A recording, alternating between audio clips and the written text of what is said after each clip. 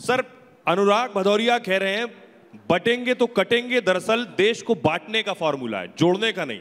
आप जरा एक बार बताइए कि बटेंगे तो कटेंगे क्या मैसेज देता है और क्यों जरूरी है?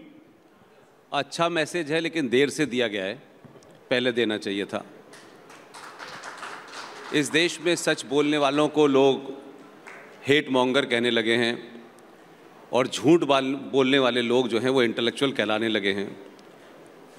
1947 में योगी जी नहीं थे, 10.5 लाख सनातनी हिंदुओं की गर्दन काट के देश भी बटा और सत्ता भी बनी और एक पार्टी ने देश भी लिया।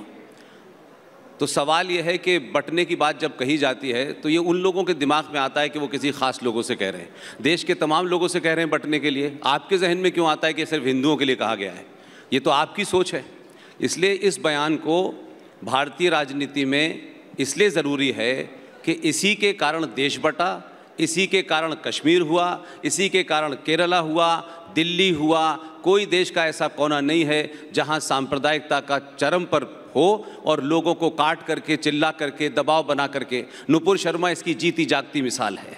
कोई बेटी सच बोले तो एक मजहब के लोग चौराहे चौराहे निकल करके खड़े होंगे और कहेंगे सर तन से जुदा हो जाएगा। उनके सिलसिले में लोग अपना सेकुलरिज्म लेके नहीं आते, उनके बारे में सवाल नहीं पूछते कि भाई ये क्या तरीका है कि अगर किसी ने कोई बात कही आप इंटेलेक्चुअली उसे काउंटर करें। आप तलवार के जोर पर किसी कन्हैया की गर्दन काट देंगे और इस देश के 80 से 90 करोड़ लोगों को डराने की कोशिश करेंगे। लेकिन भारत बदला है और कटेंगे बटेंगे, मैंने पहले ही कहा, ये बयान देर से आया है, अच्छा बयान है, ऐसे बयान आते रहने चाहिए। नहीं, सिर्फ 10 सेकंड का।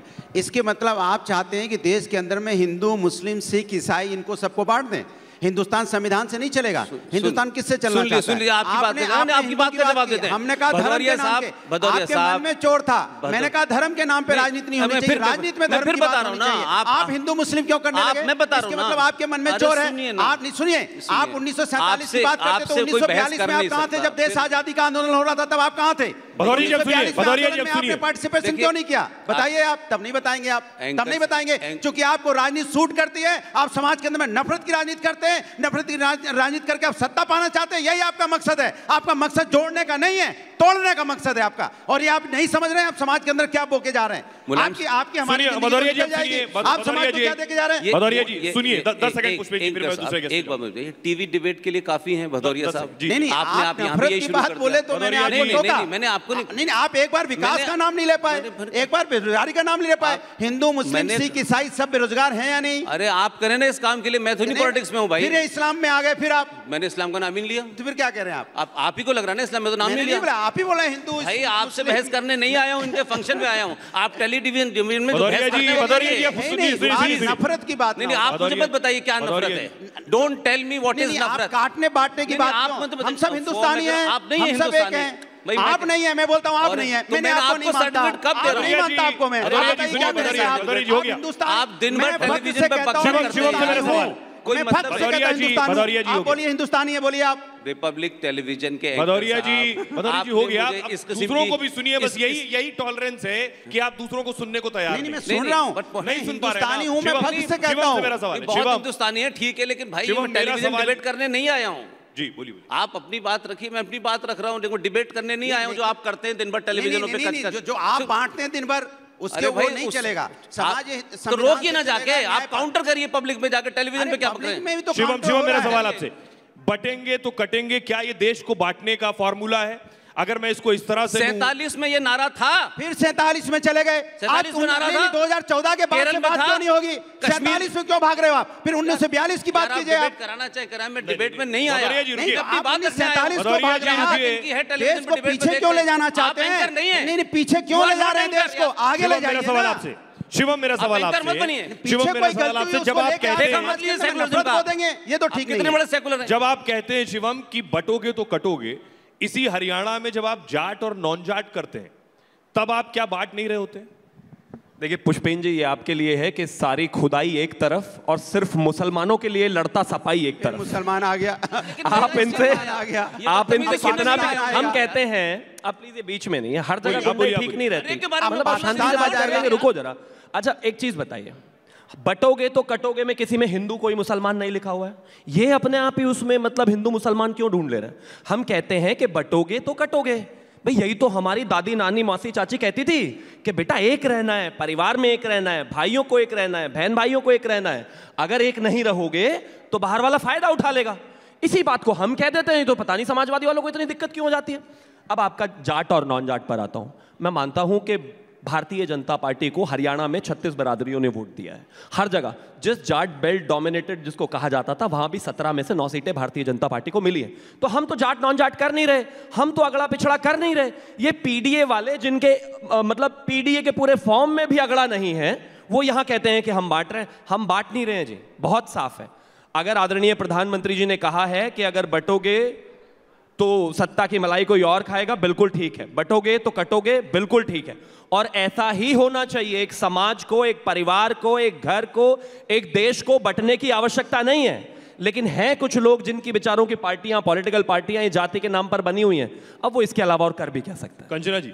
जी शायद शिवम त्यागी जी योगी जी को अपना नेता मानते हैं, गिरिराज सिंह जी को अपना नेता नहीं मानते हैं। क्योंकि गिरिराज सिंह ने साफ साफ आज कहा है, आज उनकी यात्रा निकल रही है, हिंदू सम्मेलन, हिंदू मिलन, कुछ यात्रा निकल रही है, हिंदू जगाओ यात्रा निकल रही है। उसमें साफ साफ उन्होंने कहा है कि बटोगे तो कटोगे मत। हिंदुओं के लिए मैसेज है कि हिंदुओं बटो नहीं। तो इसमें भी क्या बुराई है? आप शायद एक को अपना नेता मानते हैं, एक को नहीं मानते हैं। लेकिन आज हम जो घटनाएं देख रहे हैं, चाहे वो अभी चल रहा बहराइच का केस देख लें, उसमें जो हत्या हो रही है, जो मर्डर हो रहा है पुलिस के द्वारा, नॉर्मल लोगों के द्वारा, ये जो हत्या मर्डर हो रही है, हमें दिख रहा है ये अपराध एक नॉर्मल चलते फिरते हुए लोग कर रहे हैं। उनके अंदर ये चीज भरा हुआ है। लेकिन प्रेरित कहाँ से होते हैं? प्रेरित होते हैं गिरिराज सिंह जैसे लोगों से, योगी आदित्यनाथ जैसे लोगों से, जो आप कह रही सरफराज ने राम गोपाल मिश्रा पर गोली चलाई, ये गिरिराज सिंह से प्रेरित था? देखिए मैं नहीं गलत है। मैं कह रही हूँ मर्डर, इसलिए मैंने बोला कि मर्डर था वो, और किसी भी तरह मर्डर कौन वाला? आप तो एनकाउंटर को भी मर्डर कहते हैं। अखिलेश यादव उस पर सवाल उठा रहे हैं एनकाउंटर पर। मर्डर है वो, पुलिस द्वारा मर्डर है। आप कोई ना रूल एनकाउंटर मर्डर है आप कह रही? कानून है, वो जो पुलिस वालों ने किया वो मर्डर है। सही सवाल है। अगर इनकाउंटर इस देश का सॉल्यूशन होता तो आज उत्तर प्रदेश को स्वर्ग हो जाना चाहिए था, क्योंकि सबसे ज्यादा इनकाउंटर वहां हुए। एक के बाद एक इनकाउंटर हो रहा है, फिर भी हत्याएं हो रही है, फिर भी दंगा हो रहा है। क्यों? इनकाउंटर सॉल्यूशन नहीं है। आप सॉल्यूशन की तरफ बात करिए। सवाल फिर आपसे है, सवाल आपसे कि आपकी पार्टी का कोई सदस्य रामगोपाल मिश्रा के घर नहीं गया। अखिलेश यादव ने रामगोपाल मिश्रा की मौत पर कुछ नहीं कहा, लेकिन सरफराज के एनकाउंटर पर जब अखिलेश यादव सवाल उठाते हैं तो बीजेपी सवाल पूछती है कि आपको एक तरफा दर्द क्यों होता है। इस पे बीजेपी के सवाल का क्या जवाब देंगे? देखिए कमाल की बात है, समाज के अंदर में क्या माहौल चल रहा है। एक सरकार उत्तर प्रदेश में भारतीय जनता पार्टी की है। जब भारतीय जनता पार्टी की सरकार है तो पुलिस क्या कर रही थी, एलयू क्या कर रहा था, एलआईयू डिपार्टमेंट क्या कर रहा था, इंटेलिजेंस डिपार्टमेंट क्या कर रहा था, पुलिस प्रशासन क्या कर रहा था। भाई आपने रेकी क्यों नहीं की? आपको पता है कि वहां से जुलूस निकलेगा, कोई अप्रिय घटना हो सकती है, तो आपने क्यों नहीं वैसी व्यवस्थाएं की? आपने पहले आपकी पुलिस की कमजोरी की वजह से, पुलिस की नाकामी की वजह से आज हमारे बीच में रामगोपाल मिश्रा नहीं है। इसकी जिम्मेदार कोई होगा तो प्रशासन को नहीं दिया जाएगा, एक बात। दूसरी बात, जब वहां पे इस तरह की घटना हुई, पहले तो इस तरह की घटना हुई, अगर पुलिस प्रशासन वहां मौजूद होता, 6 महीने पहले उसकी शादी हुई थी, मात्र 6 महीना पहले, और वो 21-22 साल का बच्चा है। वो ऐसा कौन व्यक्ति था जिसने उसको भड़काया, जिसने उसको उत्तेजित किया, उकसाया, जिसकी वजह से वो वहां छत पे चढ़ा? यह जिम्मेदारी भी किसी की होनी चाहिए। और जिन्होंने मारा उन्हें भी, उनके साथ भी कोई ऐसा नहीं कि बहुत ज्यादा उनके अंदर हम उनके सपोर्ट में, जो किसी को कोई छत पे चढ़ जाएगा, कोई मार देगा, ये भी किसी को अधिकार नहीं है कि कोई किसी पे गोली मार देगा। तो लेकिन तो फिर योगी के इंसाफ पर क्या कहेंगे? बात सुनो ना, योगी के इंसाफ पर क्या कहेंगे? योगी ने इंसाफ क्या किया? वहां पे दंगा करा दिया भाई। इधर रामगोपाल, यहाँ पे रामगोपाल मिश्रा जी की मौत हुई, उधर यहाँ बेगुनाहों के घर जले, किसी का ट्रैक्टर जल गया, किसी का घर जल गया, किसी की बैलगाड़ी जल गई। और आपको मजाक समझ में आ रहा है कि योगी ने क्या किया? योगी की सरकार में वहां दंगा हो गया, लोगों के घर उजड़ गए। एनकाउंटर सही था या गलत था? सुनिए मजेदार बात, आप सुनिए। जब आप वहां पे गोली चली, जब गोली चली तो पुलिस अगर होती तो उसी समय पकड़ लिया जाता आरोपी। उस समय आरोपी को क्यों नहीं पकड़ा गया? मेरा सवाल सीधा सा है, उसी समय आरोपी को पकड़ना चाहिए।